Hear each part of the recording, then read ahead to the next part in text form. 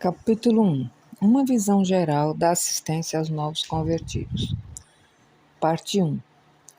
Para muitos que leem este livro, a ideia de um aconselhamento aos novos crentes pode ser uma novidade. Talvez seja um trabalho acerca do qual o leitor já tenha ouvido falar, mas realmente nunca participou de maneira ativa. Não se sinta envergonhado por isso. O trabalho de aconselhamento pessoal dos novos convertidos é um ministério que tem sido esquecido pela liderança evangélica. Minha experiência tem me ensinado que a grande maioria das pessoas com quem converso não se acha pessoalmente empenhada no aconselhamento dos novos crentes. Pesquisas têm revelado que menos de 1% dos membros de igrejas evangélicas encontram-se trabalhando nesta obra. Durante muitos anos, pensei que um dos maiores problemas da igreja fosse a falta de evangelização pessoal. E ainda penso a mesma coisa com relação à gravidade do problema. Entretanto, agora acredito que a ausência de uma assistência aos novos convertidos em cada igreja hoje constitui um problema ainda mais perigoso para a igreja como um todo. Talvez alguns exemplos de minha própria experiência possam mostrar a razão da preocupação nesse sentido. Um dos meus primeiros contatos com o trabalho evangelístico iniciou-se com uma nota positiva. Eu estudava na Universidade de Pensilvânia e já era crente havia quase 2 anos. Ainda no ginásio, antes de converter-me, eu fora presidente da união de mocidade de minha igreja. Agora eu senti uma preocupação muito grande pelos jovens que no momento pertenciam àquele grupo. Procurei encontrar um meio de apresentar-lhes a mensagem do Evangelho de forma bem clara. E a oportunidade surgiu quando o presidente do grupo escreveu-me pedindo que fosse até lá para dirigir um retiro espiritual que iriam realizar no fim de semana.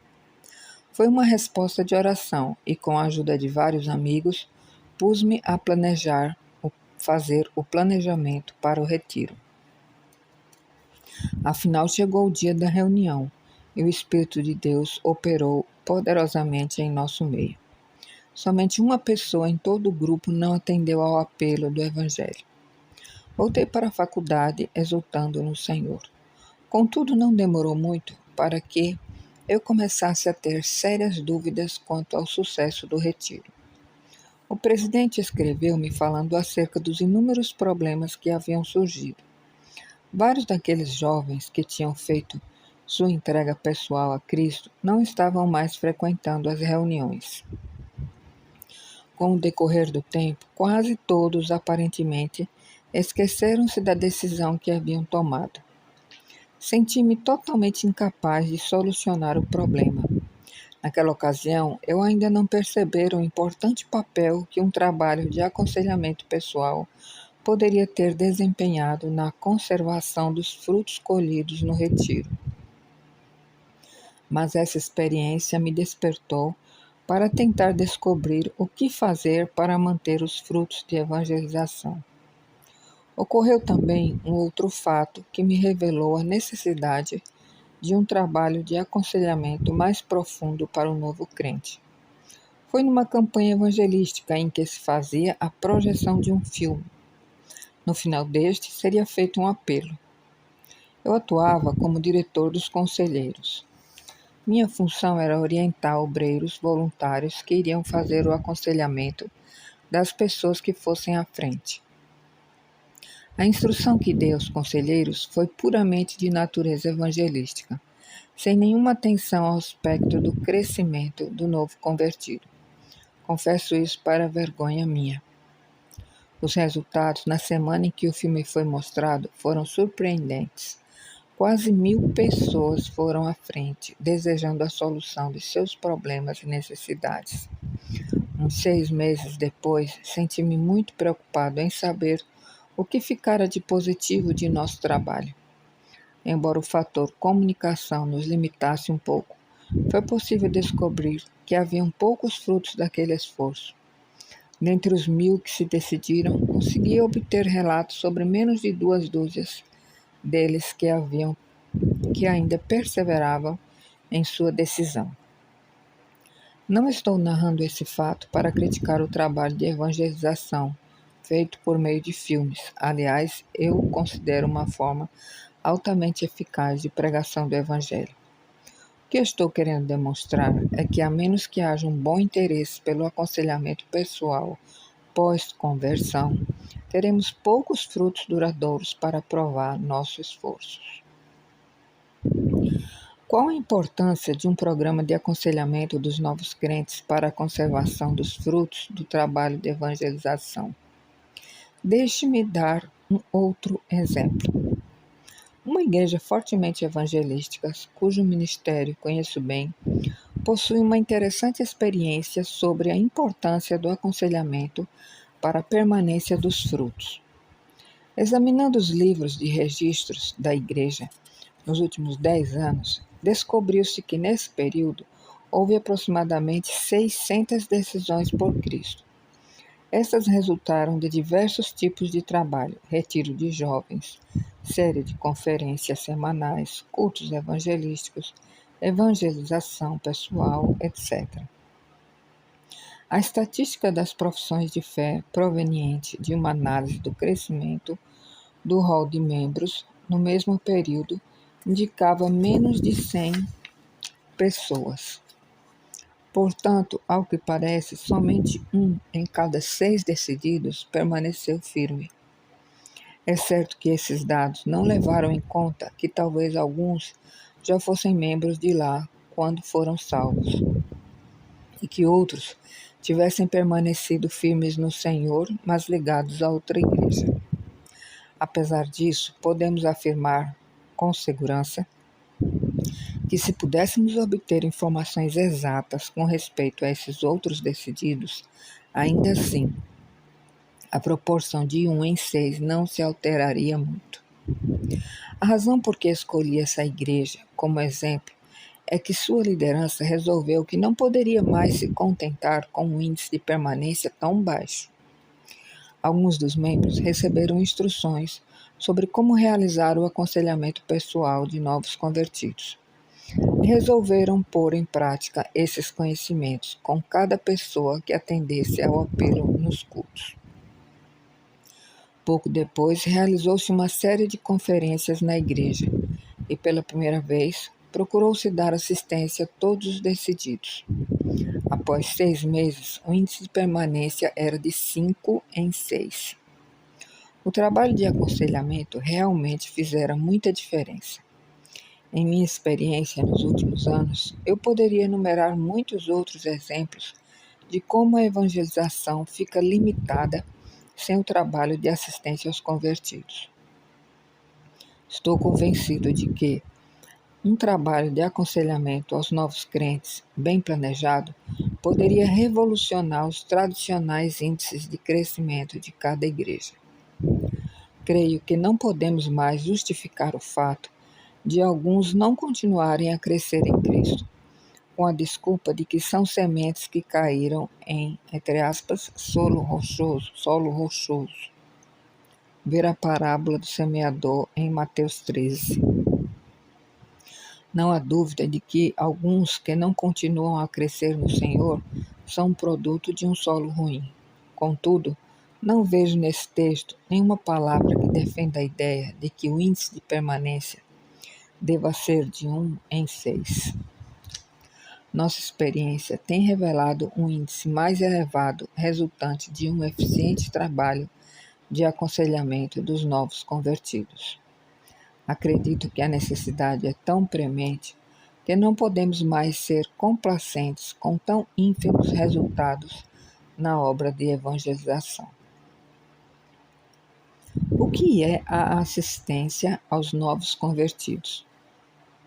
Como este livro fala sobre o aconselhamento pessoal do novo convertido, seria bom de início definirmos claramente o que significam esses termos.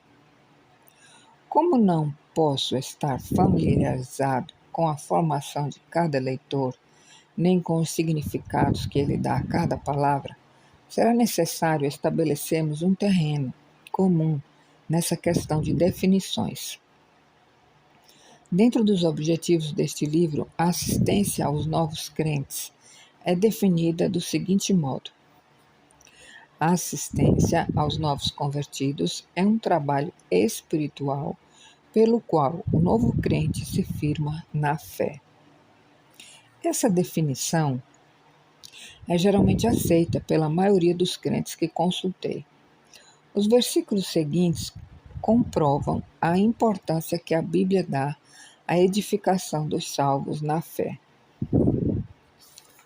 o qual nós anunciamos, advertindo a todo homem e ensinando a todo homem em toda sabedoria, a fim de que apresentemos todo homem perfeito em Cristo.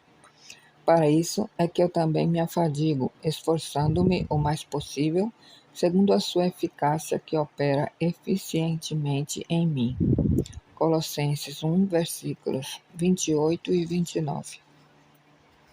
E tendo anunciado o evangelho naquela cidade e feito muitos discípulos, voltaram para Listra e Icônio e Antioquia, fortalecendo a alma dos discípulos, exortando-os a permanecer firmes na fé e mostrando que através de muitas tribulações nos importa entrar no reino de Deus. Atos 14, versos 21 e 22. Ante a importância que a Bíblia confere ao trabalho de assistência aos novos convertidos, o cristão responsável não tem outra opção senão realizá-lo. O único ponto que requer estudo é como ele pode ser feito mais eficazmente. É a isso que o presente livro é dedicado. A fim de esclarecer mais o significado desse ponto, será necessário explicarmos melhor a definição dada. O trabalho pelo qual o crente se firma na fé resulta tanto de um treinamento prático como de ensino. O novo convertido precisa aprender certas verdades espirituais básicas e aplicá-las à sua vida para que crie raízes e realmente comece a crescer em Cristo. No capítulo 4, abordamos esse aspecto do trabalho mais detalhadamente. Aqui daremos apenas um resumo dessas verdades. Relacionamos abaixo 5 áreas de verdades espirituais que devem integrar um bom programa de aconselhamento. Ajudar o novo crente a obter certeza de salvação e de sua aceitação perante Deus. Ajudá-lo a observar um momento devocional diário. Ajudá-lo a entender os princípios básicos da vida abundante em Cristo. Ajudá-lo a integrar-se na vida de uma igreja de sua comunidade. Ajudá-lo a saber falar a outros de sua fé. O aconselhamento pessoal também implica assumir um relacionamento de pai e filho com um novo convertido. Naturalmente, isso ocorre no plano espiritual. A Bíblia diz que o novo crente é uma criancinha em Cristo. Essa comparação é muito adequada. Ele tem carências espirituais de natureza vital, tais como amor, proteção, nutrição, entre aspas, e instrução, que correspondem exatamente às necessidades de um bebê. Assim como ocorre no plano físico, o novo convertido precisa de um pai espiritual que cuide dele e lhe forneça esses elementos durante os primeiros estágios de seu crescimento espiritual. Podemos entender melhor todo o plano da assistência espiritual ao novo crente examinando as 3 formas básicas nas quais ela é realizada: aconselhamento em grupo, estudo individual e aconselhamento pessoal. O aconselhamento em grupo é o nutrimento do novo crente feito pela igreja ou por um grupo de oração ou de confraternização. Esse tipo de assistência pós-conversão toma a forma de uma bem estruturada instrução nos rudimentos da doutrina, seja pela classe de novos convertidos ou por outro programa semelhante. Dele consta também o desenvolvimento de um relacionamento do novo crente com o grupo de pessoas a qual ele se uniu. A segunda forma, estudo individual, são as atividades a que o crente se dedica sozinho. Dela constam leitura de bons livros e outras literaturas, estudo bíblico e talvez cursos por correspondência. Tanto para o estudo em grupo como para o individual, existe muita informação ao alcance dos leigos em geral, que o ajudariam bastante nesses dois aspectos do seu desenvolvimento. Infelizmente, não se pode dizer o mesmo da terceira forma, o aconselhamento pessoal, que constitui o interesse básico deste livro e pode ser definido da seguinte maneira. O aconselhamento pessoal é o estabelecimento de um relacionamento espiritual entre um crente maduro e um crente novo, com o objetivo de ajudar o segundo em seu crescimento e nutrimento espirituais. Esse tipo de assistência, que é consideravelmente mais eficaz, como tentaremos demonstrar, é a forma de instrução mais negligenciada pelos crentes hoje.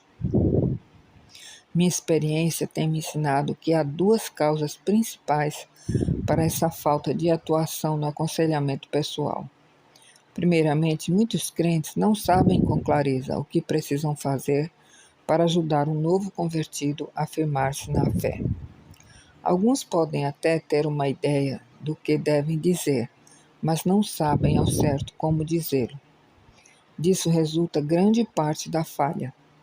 Em segundo lugar, muitos crentes não se dispõem a dedicar ao trabalho de aconselhamento o tempo necessário.